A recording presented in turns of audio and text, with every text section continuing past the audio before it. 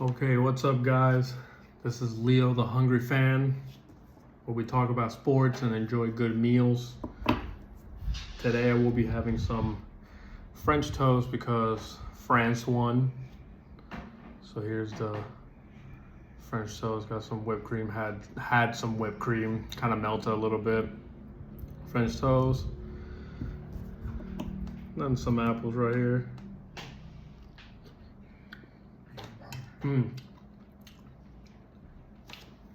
So today we're gonna do a post-game reaction. As we all know, France won 2-0 last night. So real quick, I'm just gonna get into the starting lineup. So for the French starting lineup, we had at goalie. I have my glasses because I can't really see. I can't see that well, so I have the laptop right here to make sure that I get the lineups properly. So we had Magnan was the French goalie. We had Koundé, Upamecano, Saliba and Digne, Kone, Rabiot, Doe, Olise, Dembele, and Mbappe up top. And for Morocco, to be honest, the only guys who know how to say are Brahim Diaz and Hakimi, so I'm not even going to get into trying to say these guys' names because I don't even want to screw up these guys' names. But both teams came out playing with a 4-2-3-1. So, honestly, to give my honest opinion, I was kind of disappointed. I mean, my prediction was correct almost. I said 2-1, France won 2-0. But I was kind of disappointed in Morocco, to be honest. I honestly expected a lot more out of Morocco.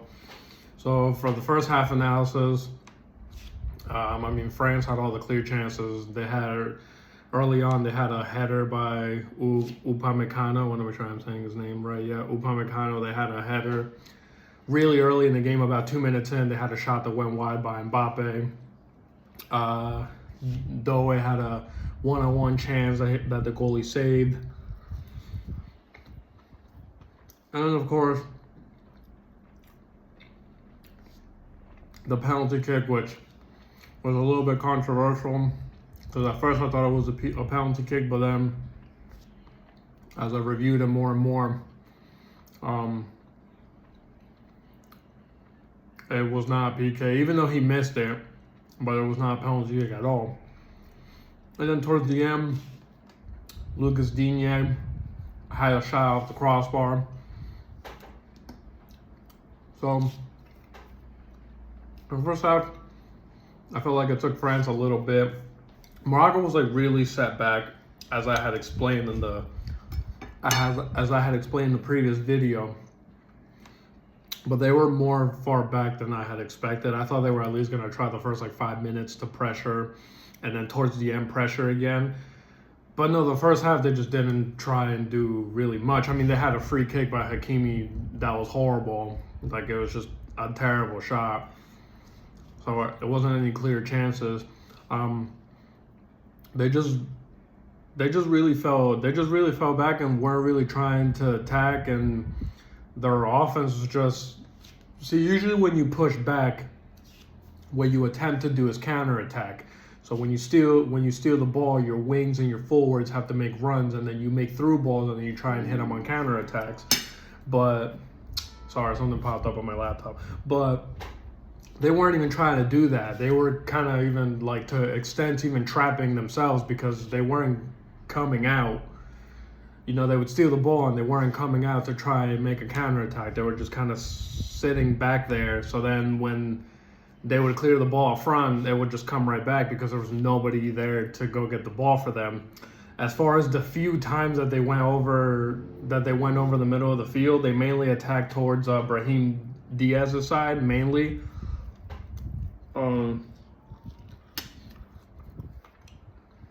The outside defensive backs weren't making that overlapping run, so they can, when they receive the ball, usually the outside defensive back makes an overlapping run around the guy so you can pass the ball in. But they really weren't doing any of that. To me, in the first half, I felt like Morocco was more worried about defending. and not getting beat on a counter attack. So overall, like I said, really just underwhelming first half for them. They just didn't really do anything. They were just kind of playing defenses, playing out they get scored on. They did do a good job clogging up the area.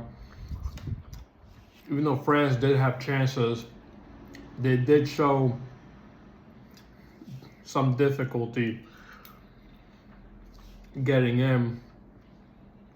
So overall, first half was definitely France was better, but they had some difficulty getting in. I feel like they were trying to map out what Morocco was really doing, but Morocco was just really all the way back. They just weren't trying to attack or weren't really making any type of attempts to even like go on a counter or anything. They just didn't do anything, honestly. Second half, I feel like about the first 5 to 6 minutes, I would say maybe 7 to 8 minutes, Morocco did push up a little bit in the beginning of the second half, which I had said in my prior video could be a possibility, even though in my prior video I had them pushing up and pressing high a little bit more than they actually did. But they did press them high in the beginning. And in the beginning there, they were retreating back and getting defensive, but this time around in the second half, their wings, when they were stealing the ball, their wings and their forwards were actually making runs. So they were trying to get out on counters and do things. Not much happened. I think they had a free kick that Hakimi passed over and the guy shot, but the goalie saved it. Wasn't much trouble. But then again, they did that for a little bit and then just kind of fell back. And it was like they just were like, okay, we tried and we didn't score, so we're just kind of refusing to attack now. But so then that's when I believe France kind of just started taking over the game. I mean, France just kind of got possession and just started really taking over the game, controlling the middle of the field. They were finding openings. Until eventually their first goal came, which to me, like, it's not just to me. Before their first goal, there was a handball that wasn't called. It wasn't even reviewed. The commentators didn't even say anything about it. Nobody said anything about it, but in the middle of the field before France's first goal, there was like a 50-50 ball, and the ball flew up and it hit Rabiot in the hand, which then caused a little bit more of a skirmish. They won it. He got it up to Doué, and then Doué played it out wide to Mbappe, and Mbappe was like little bit inside the box, took a little touch to the right and just nailed it to the back post. I mean, it was an excellent finish. It was just typical, Kylian Mbappe finish. He was just bringing the ball up shortly, took a little touch over, and then just, it was a beautiful finish. But I will say there was a handball behind that goal that wasn't really called. But regardless of that, at that point, France had kind of taken over every aspect of the game. Defensively, honestly, they didn't have to do anything. Morocco didn't really attack. They just were just locking them down in the middle of the field. France was controlling the pace. They were controlling possession. They were just controlling every aspect of the game. To me, it felt like whenever they decided to play, they just would do whatever they wanted. And it was kind of like they were just screwing around. They would just pass the ball around, and then they'd be like, all right, yeah, let's go on the attack. And then they would just create a chance. So a little bit after that, so that goal was about at the 60th minute. 66th minute comes Dembele's goal off a throw-in, which just shows you, like, in the second half, I felt like Morocco's defense was not as tight as it was in the first half. In the second half, they were leaving a lot more spaces, but you can't do that. Also, France did make substitutions at that point. I think they had put in Elise. I think at that point even Even Mbappe came out. They put in Mateta, this huge dude. Like, he was enormous. Shows you, like, the class they have. Like, their substitutions could be starters on any team, and it shows you how many different ways they can play, because if one day there's a game where they can't get in and they need headers. I mean, this Mateta is enormous. He's great over the top. So, like, it just shows you how many different ways France can beat you. They can beat you counterattack. They can beat you physically. They can beat you with good play, great outside shots. I mean, these dudes, anybody, Doué, Dembélé, Mbappé, these guys, like, they just can shoot cannons from the outside. I mean, and they all can just shoot. Even Lucas Digne, the left back, pushes up, and this dude's just nailing rockets from like 30 yards out. So again, it just shows you how extensive this team is. Their bench, anybody from their bench can comes in and it's good. They need to cross. They put in this huge dude off the bench. He's like, yeah, he can win the headers too. So it helps a lot. Very similar to like in Argentina. Like, they can just beat you in so many different ways. Although I feel like Argentina's players may not be as tall, but they can just beat you in so many different ways. It doesn't matter what you bring to them. It feels like they just always have a response. So, off the throw-in, they get the throw-in to the middle of the field. Ball gets played up to a forward. He does a little drop-off. So, the ball comes, the dude does like a little touch, a little drop off, and then Dembélé just runs right by him, takes it, and then it was just all speed from that point on. And he took a little touch to the right and shot it.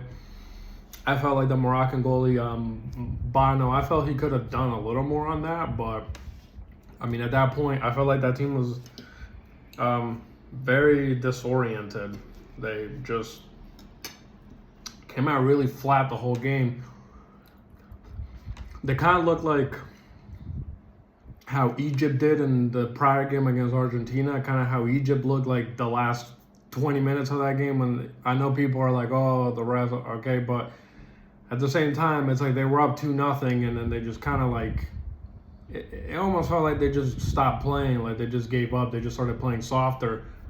Well, Morocco was like that the entire game. Egypt was like that for a period of time, which led them to losing the game, which, okay, people say there's a lot of controversy, whatever you want to say, but, you know, you can't blow 2-0 leads like that. And I feel like they just kind of got soft. They were winning 2-0. They had about 15 minutes left, 20 minutes left, and they just got soft. And I feel like they let Argentina back into that game. I feel like Morocco just kind of the whole game just didn't do much, honestly. Like, I felt like France was just controlling the pace, controlling the possession. It felt like whenever France wanted to do something, they were just like, all right, let's just push up now and go fast. And okay, let's slow down. Let's not get tired. At least that's what it looked like to me. If you guys feel like it looked different, feel free to tell me in the comments. To me, it just felt like France was kind of like, all right, let's just possess the ball. We don't want to get tired. Okay, we want to create a chance. Okay, let's go real quick. And they would create a chance. And then, okay, let's possess it. We don't want to get tired. It's really hot out. No. Okay. And now we push back. Okay, we want to create a chance. Okay, let's push back real hard. So it kind of felt like they were kind of playing them. And like I said, I wish I could make a longer video, but yeah, no, very underwhelming performance by Morocco. I personally was disappointed. I thought it was going to be a way better game. I was very excited for this matchup. If you guys watched the last video, you could tell I was pretty excited for this matchup. It was a rematch of the last World Cup, so that France beat them in it too. So I thought they were going to bring it a little better, but they just didn't. So personally, again, kind of disappointed with that game. So hopefully the game today will be a lot better. We have Spain versus Belgium, which I will make another video for that. We'll have a pregame reaction to that as well with different food. And I'm telling you, this French toast is slamming. I'm just talking so much that I'm not really eating it, but you guys can see.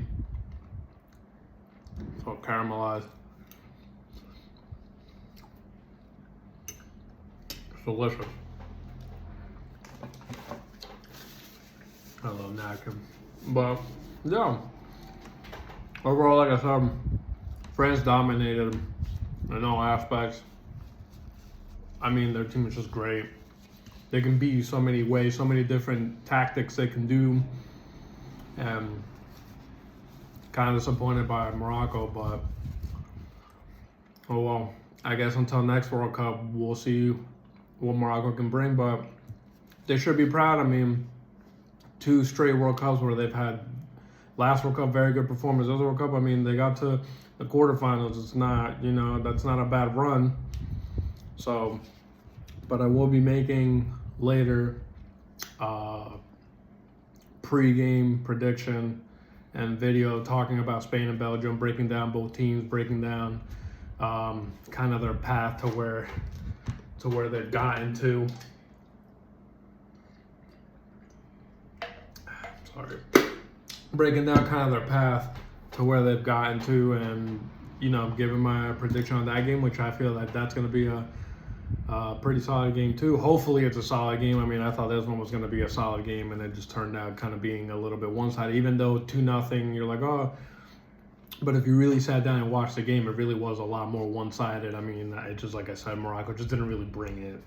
So, anyways, I'm going to finish this up. Unfortunately, I cannot finish this on camera because I just can't slam food like that because it's hard to eat and talk and give you guys analysis, but I try and do the best that I can to finish the food because I don't want you guys to be like, oh, he doesn't finish the food. No, I do finish the food. I just have to also talk about sports and things like that, so you know what I mean. But anyways, this is Leo the Hungry Fan, where we talk about sports and enjoy good food. Thank you guys so much. Please feel free to comment, share, subscribe, share this with anybody. Feel free to comment any game day meals you have, any predictions, anything I may have missed, anything. If you guys want to talk about sports in the comment, that's awesome. You know, try and keep it respectful. We don't want people fighting, you know. We all just want to have a good time and just vibe out, just have some food and just talk about sports. But anyways, this is Leo the Hungry Fan. I love you guys. I hope to see you guys. I hope you guys can help me grow on this journey. And I will see you guys in a little bit, as I will also be making, like I said, a pre-game prediction video of the Spain versus Belgium game. So thank you guys so much. I love you.